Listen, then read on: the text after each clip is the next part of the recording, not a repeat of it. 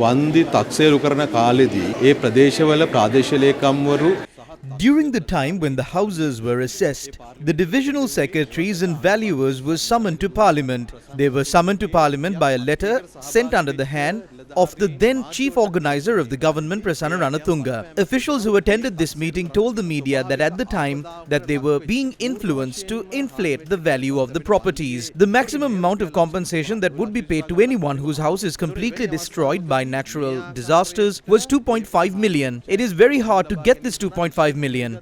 Against such a backdrop, there was also no specific procedures to provide compensation for the houses that were damaged like this. However, President Ranil Wickremesinghe had changed those rules and regulations and made a procedure where they can take any amount of compensation that they need. There are several issues that crop up here. One is the fact that 43 MPs that had been given compensation ranging from 500,000 rupees to 98 million rupees. Now there are reports that these MPs had not just taken this compensation but also claimed from their insurance.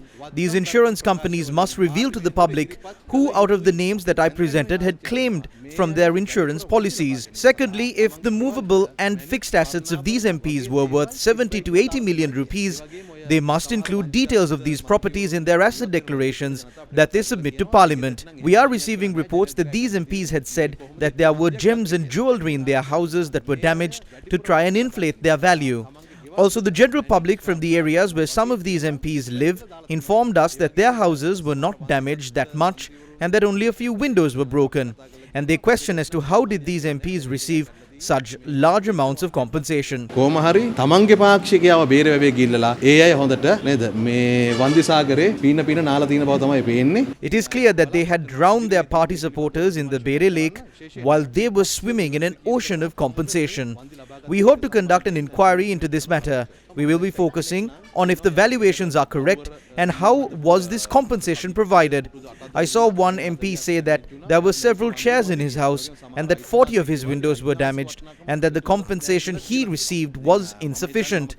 He had also said that some of the valuations on the houses did not include the historic value of the house. I would like to see all of the 43 MPs speaking on whether the compensation that they received was sufficient or not and what items were there in their houses.